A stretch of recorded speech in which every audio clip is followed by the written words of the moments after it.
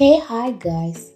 ZN ஷோஸை subscribe பண்ணாதவங்க subscribe பண்ணிக்கோங்க. பக்கத்தில் இருக்க பெல் ஐக்கானை கிளிக் பண்ணிக்கோங்க அண்ட் ஃபாலோ பண்ணாதவங்க ஃபாலோ பண்ணிக்கோங்க. ZN ட்ராமாஸ்னு நமக்கு ஒரு சேனல் இருக்குது. அதில் ரொம்ப மிஸ்ட்ரியஸான த்ரில்லரான கொஞ்சம் ரொமான்டிக்கான ட்ராமாஸ்லாம் அப்லோட் பண்ணுவேன். அதையும் சப்ஸ்கிரைப் பண்ணி வச்சு உங்களோட சப்போர்ட்டை கொடுங்க. Okay guys, so welcome to the ZN shows guys. அப்போ ரோஷினி அம்மாவை வீல் சேரில் கூட்டிகிட்டு வரா. அப்போ அம்மனும் அம்மா எப்படி இருக்கீங்க அப்படின்னு சொல்லி கேட்குறான். அது போல தான் ரோஷினி கிட்ட ரோஷினி அம்மா இருக்கிற வரைக்கும் கபீர் திரும்ப திரும்ப அவங்கள ஃபாலோ பண்ணி வந்துகிட்டே தான் இருப்பான். ஃபஸ்ட்டு நம்ம அம்மாவை எங்கேருந்து வெளியே கூட்டிகிட்டு போய் ஆகணும், ஓகே அப்படின்னு சொல்லி சொல்கிறான். அப்போ அவளும் ஓகே அப்படின்னு சொல்லி சொல்கிறா. நான் நினைத்தால் அது நடந்து வைத்தால் அப்படின்னு பாட்டு படிச்சுட்டு வந்தவன் அப்போதான் என்ன ஹாஸ்பிட்டலில் யாரும் காணல, இவ்வளோ அமைதியாகிது அப்படின்னு சொல்லிக்கிட்டே நிற்கிறான். அப்போ அதை பார்த்துட்டு அவனும் இவன் இங்கே வந்தான் அப்படின்னு சொல்லி கேட்குறான். அப்போ கரெக்டாக யாரையும் காண இல்லை அப்படின்னு பாட்டு படிக்க போய்த்துட்டு அவள் தான் அங்கே போகிறத கண்டுட்டு அண்ணன் அப்படின்னு சொல்லி கூப்பிடுறான். அப்போ அவரும் திரும்பி பார்க்குறாரு. அது பாட்டில் சும்மா போனதை வாங்கண்ணே கொஞ்சம் சீக்கிரமாக வாங்கண்ணே அதுக்கிட்ட கடி வாங்குறதுக்கே கூப்பிடுறான். என்னெல்லாம் பண்ணு, என்ன கடுப்பத்தினதை வாங்கிக்கோ கடின்னு சொல்லிட்டு நினச்சிட்டு ரோஷினி இப்போ நம்ம அம்மாவை இங்கேருந்து கூட்டி போகணும், ஃபாஸ்டா அப்படின்னு சொல்லிட்டு அம்மாவை கூட்டிகிட்டு போடுவோம். அப்போ அவனும் அண்ணன் எனக்கு ஒன்று தெரியணும், இங்கே ஃபர்மின்ட்டு யாராச்சும் அட்மிட் ஆகிக்காங்களா, அவங்க எந்த ரூம்னு தெரியுமா, சும்மா சொல்லக்கூடாது, ஹாஸ்பிட்டல் அருமையாகுது அப்படின்னு போட்டு அவன் ஆளை போட்டு இவன் டார்ச்சர் பண்ணிட்டிருக்கான். அவனும் எனக்கு ஒரு மரியாதை கிடையாது அப்படின்னு சொல்லிட்டு அவனை கடிக்க வந்ததும் என்ன சின்ன இவன் நல்ல அப்படின்னு சொல்லி அவனை தடுக்க ட்ரை பண்ணுறான். அப்போ அவனும் ரோஷினியும் ஷாக் ஆகி பார்த்துட்டு இதுவோ டே என்னடா பண்ணுற, விட்டுருடா நீ என்ன பைத்தியமாடா அப்படின்னு அவன் கத்திக்கிட்டே இருக்கான். அவன் ரோஷினியும் அவரை காப்பாற்றே ஆகணும் அப்படின்னு சொல்லிட்டு அவன் ஓடுறா. அப்போ அவனும் ரோஷினி அப்படின்னு சொல்லி சொன்னதும் அவளும் நிற்கிறா. அப்போ இம்ரான் என்னன்னா அவன் அங்கே கையை விடுறான்னு கத்திக்கிட்டு கிடக்குறா. அப்போ அவனும் இங்கே பாரு, அவன் ஏண்ட காசின், எனக்கு அவனை காப்பாற்ற தெரியும், நீ அம்மாவை பார்த்துக்கோ அப்படின்னு சொல்லிட்டு அங்கேருந்து போகிறான். டே ஒரு நிமிஷம் நல்லடா, நான் பேசுறதுக்கு காது கொடுத்து கேள்றா அப்படின்னு அது கடிக்க வருது. இவன் என்ன பேச்சுவார்த்தை நடத்திக்கிட்டிருக்கான். அப்போ அவனு கரெக்டாக கொண்டு போயிட்டு ஒரு கிளாஸ் போட்டில் அதில் மண்டையில் அடிச்ச உடனே அது விட்டுடுறு. அப்போ அவனும் ஆமாம் நீங்கள் என்ன நடக்குது, எனக்கு ஒன்றுமே புரிய மாட்டேங்குது அப்படின்னு சொல்லி சொல்கிறான் ஷாக்கா. சத்தம் போடாமல் என் கூட வா அப்படின்னு சொல்லி அவனை கூட்டிகிட்டு போகிறான். அப்போ அவன் என்னன்னா இவங்கெல்லாம் எங்கிட்ட வந்தது உடனே அவன் எந்திரிச்சிட்டான். அப்போ அதை பார்த்துட்டு அவனும் இவன் மறுபடியும் எந்திரிச்சிட்டான். இவன் நிச்சயமாக கபர்கிட்டையும் மற்றவங்ககிட்டையும் நம்மளை பற்றி சொல்லிடுவான். நமக்கு டைம் ரொம்ப குறைவாக்கி உடனே நம்ம இங்கேருந்து போய் ஆகணும் அப்படின்னு சொல்லி அவன் சொல்லிட்டிக்கான். இது கடையில் இந்த இம்ரான் என்னன்னா அது சரி இந்த கபீர் விஷ மனுஷங்கள்லாம் யாரு அப்படின்னு கேள்வி வேற கேட்டுக்கிட்டு கிடக்குறான். இவனை கடி வாங்க ஊட்டிக்கோனியா, இப்போ உங்ககிட்ட எல்லாத்தையும் கிளியராக சொல்ல என்கிட்ட டைம் இல்லை அப்படின்னு அம்மன் சொன்னதும் இப்போ இதை பற்றி சொல்கிறதுக்கு டைம் இல்லை, நாங்கள் சொல்கிறத மட்டும் நீங்கள் செஞ்சால் போதும் அப்படின்னு ரோஷினி சொல்லிட்டு அம்மனை பார்க்குறா. அவனும் பார்க்குறான், ஏதோ பிளான் பண்ணிட்டுவோம். அவள் அம்மன் டாக்டர் கேட்டப்பில் வீல் சேரை தள்ளிட்டு போகிறான். அவள் கபீரும் வாரா. அப்போ அவனும் ஃபுல்லாக கவர் பண்ணி கூட்டிகிட்டு போகிறான். அப்போ கரெக்டாக பார்த்தா கபீர் என்னன்னா முன்னால் நின்றுடுறான். அவள் அவனும் மாஸ்க்கு கலட்டுறான். ரோஷினியும் அந்த மேலே இந்த பெட்ஷீட்டை தூக்கி வீசிட்டு எழும்புறா. பார்த்து சிரிச்சிட்டு நிற்கிறா. இங்கே இம்ரான் தான் அம்மாவை கூட்டிகிட்டு ஃபாஸ்ட்டாக அங்கேருந்து போகிறான். அவனும் காரில் அவங்கள ஏற்றிட்டு அங்கேருந்து ஃபாஸ்ட்டாக ஓடிடுறான், விட்டுடுறா கைக்குள்ளன்னு. இங்கே பார்க்க கபில் அவன் மவுத்தை ஓப்பன் பண்ணுறான். அவன் டீத் வேம்பையர் மாதிரி வருது. அப்போ அவனும் நண்பா அப்படின்னு சொல்லி கூப்பிட்றான். பட் நண்பா வர இல்லை. அதுக்கு பதிலாக கபீர்கிட்ட கூட்டம் தான் ஃபுல்லாக சுற்றி ரவுண்ட் அவுட் பண்ணி நிற்கிது. அப்போ ரோஷினியும் அம்மனும் ஒருத்தர் கை பிடிச்சிட்டு ரெண்டு பேரும் ஒருத்தர் பார்த்துக்கிட்டே இருக்குதுவோ. அப்போ அதுங்களும் அவங்க கிட்டேயே வருது. அப்போ அதுவளையும் சேஞ்ச் ஆக்க போகுதான்னு பார்த்துட்டு சொல்ல கரெக்டாக எடுங்க அந்த ஆயுதத்தை அப்படின்னு சொல்லி எடுத்து ஸ்ப்ரேயால் போட்டு அடிக்குதுமா. அதுங்கெல்லாம் அப்படின்னு சொல்லிட்டு கத்திட்டு போய்ட்டு விழுதுங்க. அடிச்சாடியில் எல்லாம் மட்டை ஆகிடுது. அப்போ தான் ஃப்ளாஷ்பேக்கை காட்டுறாங்க. மாயம்மா ரோஷினிக்கு கால் பண்ணுறாங்க. அப்போ அவங்களும் அந்த விஷத்தை முறியடிக்கிற மருந்தை தான் நான் கண்டுபிடிச்சிட்டேன். ஆனால் எனக்கு தெரிஞ்சதெல்லாம் ஒன்று தான், விஷத்தால் மட்டும்தான் விஷத்தை முறியடிக்க முடியும் அப்படின்னு அவங்க சொன்னது தான். கண்ணுக்கு முன்னால் இருக்கிறத கண்டதும் அம்மனுக்கு விஷம்தான் விஷத்தை கொள்ளும் அப்படின்னு சொல்லி ஐடியா அதை யூஸ் பண்ணிக்குதுவோ. அப்போ தான் ரோஷினியும் கபீர் எங்கே போனா அப்படின்னு சொல்லி ஷாக் ஆகி கேட்குறா. அவனும் தெரியல, ஃபஸ்ட்டு நாம் இங்கேருந்து வெளியே போய் ஆகணும், வா போகலாம் அப்படின்னு சொல்லி 2 பேரும் ஃபாஸ்ட்டாக ஓடி வந்து அதோட வீட்டுக்கு வந்து ரீச் ஆகியிருக்கோம். அப்போ மாயமா அவங்க பவரை யூஸ் பண்ணி அந்த டோருக்கு லாக் போட்டுட்டாங்க. இப்போ எந்த ஜெஹராலையும் வீட்டுக்குள்ளே வர முடியாது. அவங்க அப்படி சொன்னதை கேட்டுதான் 2 பேரும் கொஞ்சம் காம் ஆகுதுவோ. அப்போ எல்லாரும் ரோஷினி அப்படின்னு சொல்லிட்டு வர சொல்ல அவனும் அம்மா எப்படி இருக்காங்க அப்படின்னு சொல்லி டென்ஷனாக கேட்குறான்.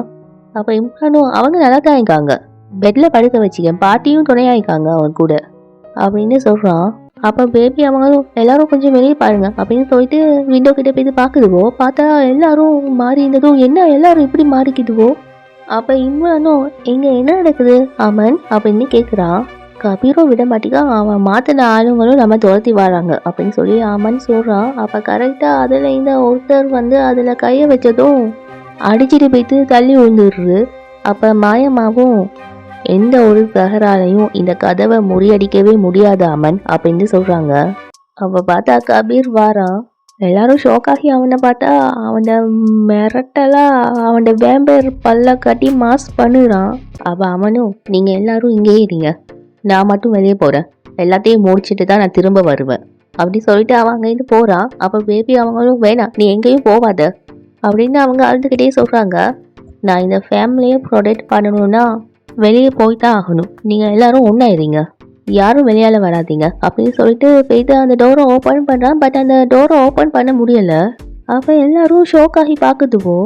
அப்போ ஓடி போய்ட்டு விண்டோவை ஓப்பன் பண்ணி பார்த்தா அதையும் ஓப்பன் பண்ண முடியலை. அப்போ ரோஷினி நம்ம வீட்டுக்குள்ளேயே லோக் ஆகிட்டோம் அப்படின்னு டென்ஷனாக சொல்கிறா. அப்போ பேபி அவங்களும் அவங்க எதுக்கு எங்கெல்லாம் உள்ளுக்க லாக் பண்ணுறாங்க அப்படின்னு சொல்லி கேட்குறாங்க. நம்ம வீட்டுக்குள்ளே வந்த நிமிஷமே அவங்க நினச்சிங்கன்னா நம்ம தாக்கிக்க முடியும், ஆனால் அவங்க அப்படி எதுவும் பண்ணலை அப்படின்னு சொல்கிறான். அப்போ ரோஷினியும் திரும்ப போய்த்தாங்க. ஆனால் மாயம்மா மந்திரம் போட்ட உடனே அவங்க திரும்ப வர ஆரம்பிச்சிட்டாங்க. அப்போ தான் அவனு சொல்கிறான், கபீர் எனக்கு கால் பண்ணி ஹாஸ்பிட்டலில் இருக்கிறதா சொன்னான்.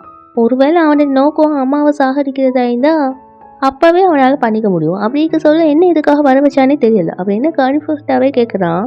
அவங்க எல்லாரும் நம்மளை அட்டாக் பண்ண வர சொல்ல கபீர் அங்கே இருந்து நகர்ந்து போய்ட்டான். அப்போ தான் அவனும் கரெக்டாக சொல்கிறான், அப்படின்னா கபீர்கிட்ட இன்னும் நம்ம எல்லாரையும் இந்த வீட்டுக்குள்ளே ஒன்று அடைச்சி வைக்கணுங்கிறது தான். அப்போ பேபி அவங்க ஆனால் ஏன் அப்படின்னு சொல்லி கேட்குறாங்க. அப்போ கபீர் அமன் அப்படின்னு சொல்லி கூப்பிடுறான். அப்போ அமன் திரும்பி பார்த்ததும் நீ எதையாச்சும் கண்டுபிடிச்சிட்டியா என்ன, இல்லைன்னா இன்னும் யோசிச்சிட்டே இருக்கியா, நீ என்ன இருந்தாலும் என்ன தம்பி அமன், ஸோ உன்னோட அண்ணன்ட்ட சூழ்ச்சியை கண்டுபிடிக்கிற அறிவு உனக்கு கண்டிப்பாக இருக்கும். அப்புறம் மாயமாக உன்கிட்ட எல்லாத்தையும் சொல்லிப்பாங்கல்ல, அவங்க எப்படி இருப்பாங்க என்ன பண்ணுவாங்க அப்படின்னு எல்லாத்தையும் சொல்லிப்பாங்களே. ஆனால் நீங்கள் ஷோக் ஆகலாம், நீங்கள் வீட்டுக்கு வந்ததுக்கப்புறமும் ஏன் எந்த விஷாக்கள் உங்களை கடிக்கலன்னு. அது என்னென்னா ஏன் விஷாக்கள் உன்னோட வீட்டுக்குள்ளே வராத மாதிரி நீ பூட்டி வச்சுக்க.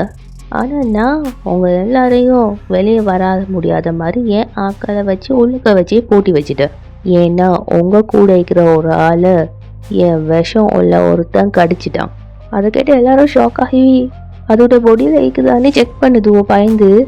அப்படி கடிப்பட்டதால் அவங்க ஏன் ஆளாக மாறிடுவாங்க. அப்போ மாயமாவும் ஆனால் நாங்கள் யாருமே ஜஹரால் பக்கத்துலேயே போகலையே அப்படின்னு சொல்லி மாயமாக சொல்கிறாங்க. அப்போ அம்மனும் ரோஷினியை பார்த்து உன்னை யாராச்சும் கழிச்சாங்களா அப்படின்னு சொல்லி கேட்குறா. அப்போ அதுக்கு அவளும் இல்லை அப்படின்னு சொல்லி சொல்கிறா. அப்போ ரோஷினியும் இம்ரானை பார்த்து ஒருவேளை உங்களை கழிச்சிட்டாங்களா அப்படின்னு சொல்லி கேட்குறா.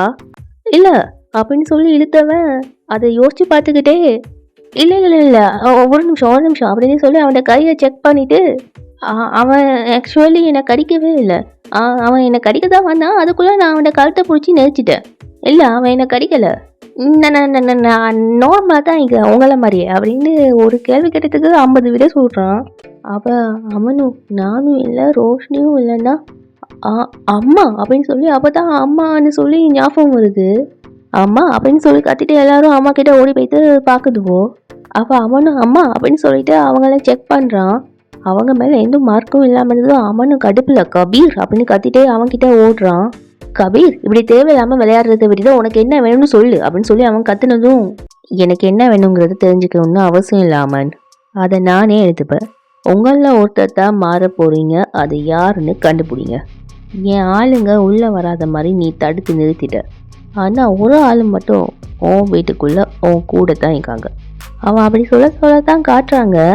மாயமாவும் பாட்டியும் சேர்ந்து அந்த பொடியை வீசிப்பாங்க தானே. அப்போ அதில் வந்தவங்கெல்லாம் எரிஞ்சிப்பாங்க. எரிஞ்சிய அதில் ஒரு பீஸ் வந்து வீட்டுக்குள்ளே வந்து விழுந்திக்கும்.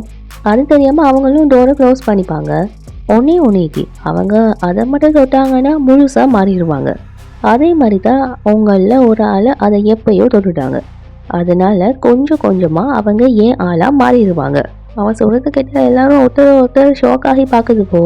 அப்புறம் அவங்கள மட்டும் 24 ஹவர்ஸில் சரி பண்ணலைன்னா நீங்கள் எல்லாருமே இவங்கள மாதிரி தான் வாழ்க்கை முழுக்க இருக்கணும். அடைச்ச எல்லாரையும் கடிச்சிட்டு தெரியணுமா என்ன அப்படின்ன மாதிரி எல்லாரும் ரியாக்ஷன் கொடுக்குதுவோ. அப்போ அவனும் கபீர் சொல்கிற மாதிரி எதை தொட்டால் நம்ம அப்படி மாறுவோன்னு யாருக்கும் தெரியாது. ஆனால் அது எதுவாக இருந்தாலும் நம்ம நிச்சயம் அதை தேடி ஆகணும். ஸோ அதனால் நீங்கள் கொஞ்சம் நேரத்துக்கு முன்னால் எதை சாப்பிட்டீங்க, எதை தொட்டீங்க அப்படின்னு சொல்லி அவன் சொல்கிறான். அப்போ ரோஷினியும் ஆனால் அது எப்படி இருக்கும்னு நமக்கு எப்படி தெரியும் அப்படின்னு சொல்லி ரோஷினி கேட்குறா. அப்போ அம்மனும் அதை தான் நம்ம தேடணும், கமோ தேடுங்க அப்படின்னு சொல்கிறான். அப்போ எல்லாரும் ஃபாஸ்ட்டாக போய்த்து தேடுதுவோ.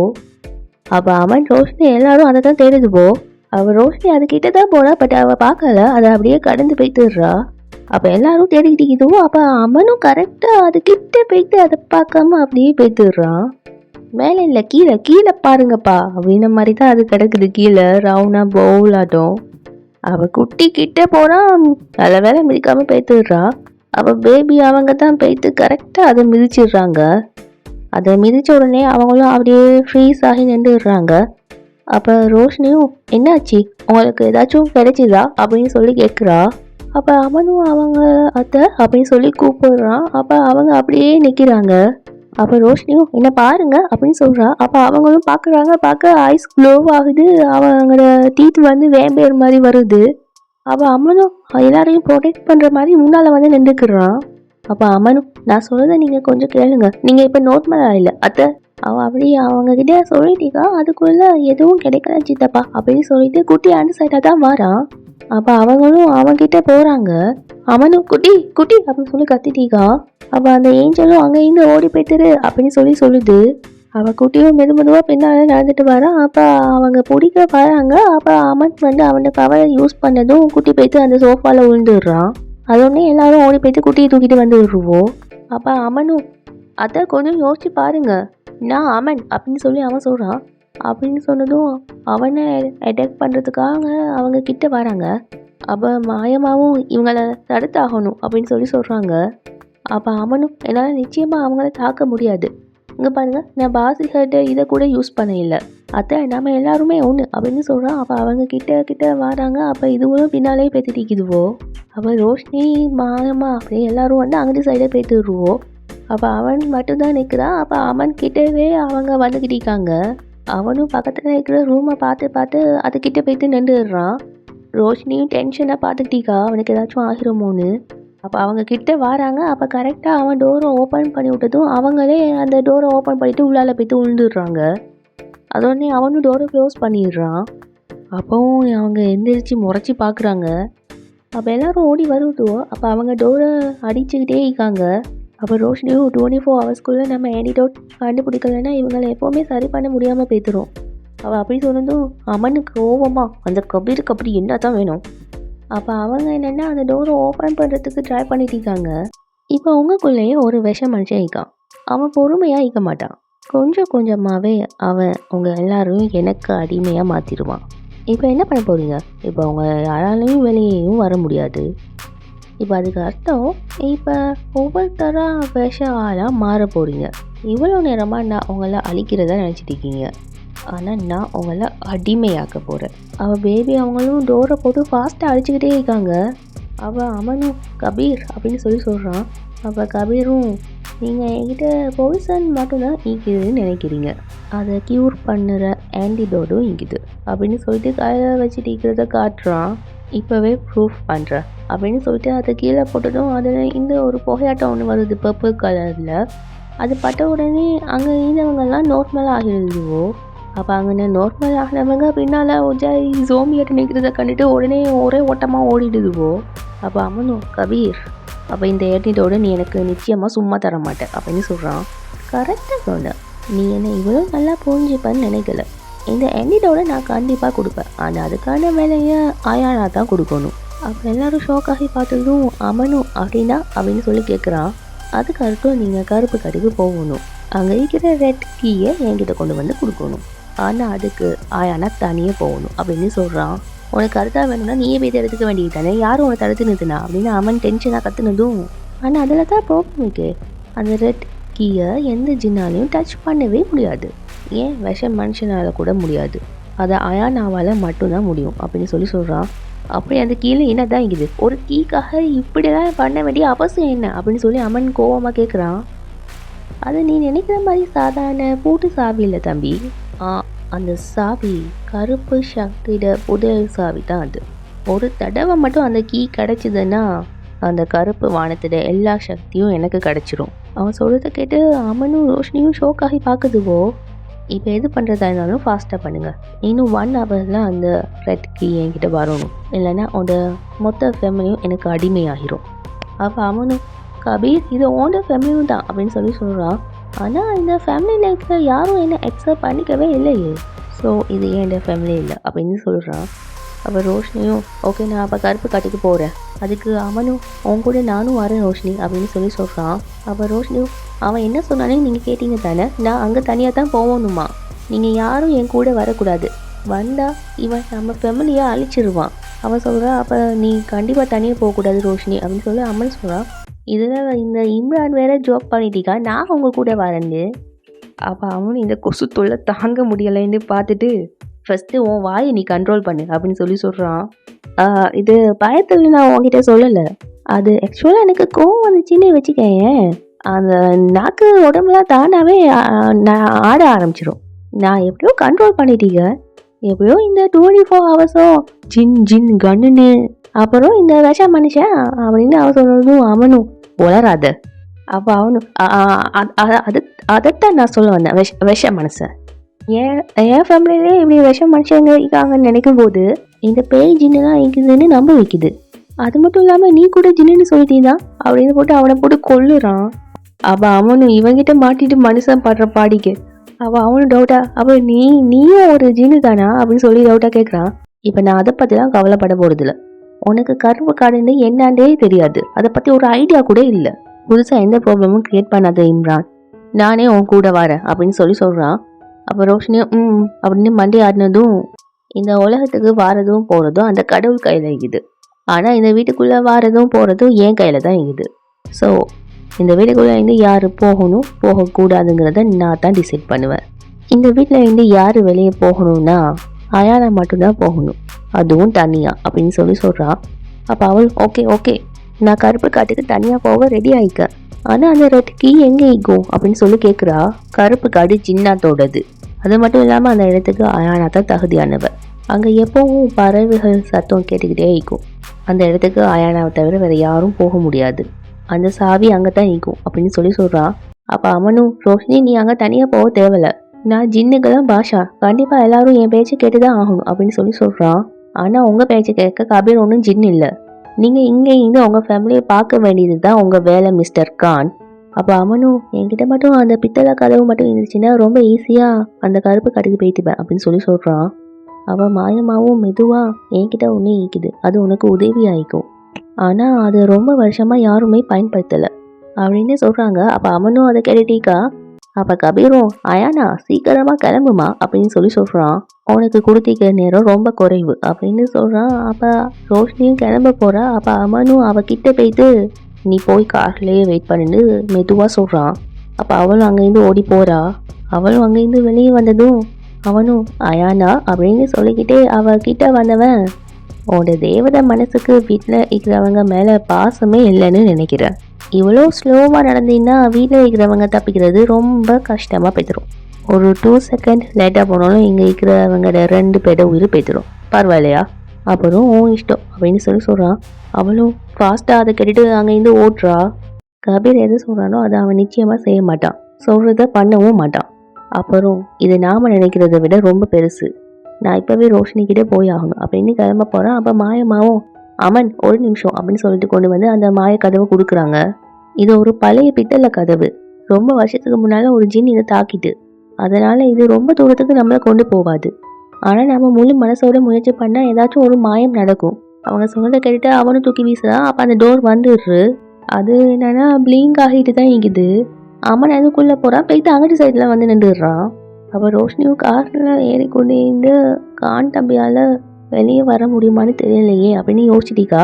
அப்போ கபீரும் அதை பார்த்துட்டு, நீ ரொம்ப பொறுமையாக தான் கிளம்பிட்டீங்க, நான் பார்த்துட்டு தான் இங்க, நான் ஏதாவது உதவி செய்யவா அப்படின்னு நக்கலாக கேட்குறான். அப்போ அமன் திரும்ப உள்ளே போக பார்க்குறான், பட் உள்ளே போகவே முடியலை. அப்போ கபீர் கிட்ட வாரான். அப்போ ரோஷினியும் கான் தம்பி ஏன் இன்னும் வரலை அப்படின்னு சொல்லி யோசிச்சுக்கிட்டீக்கா. நான் கண்டிப்பாக வரேன் ரோஷினி அப்படின்னு சொல்லிட்டு முழு நம்பிக்கையோட அதுக்குள்ளே போகிறான். கரெக்டாக வந்து அந்த கார்க்குள்ளே பேக் சைடில் வந்து இருந்துடுறான். அப்போ அவனும் லெட்ஸ் கோ அப்படின்னு சொல்லிட்டு மறைஞ்சிடுறான். அப்போ கபீர் பார்த்துக்குள்ளே ரோஷினி கார் எடுத்துகிட்டு ஃபாஸ்ட்டாக போய்த்துடுறா.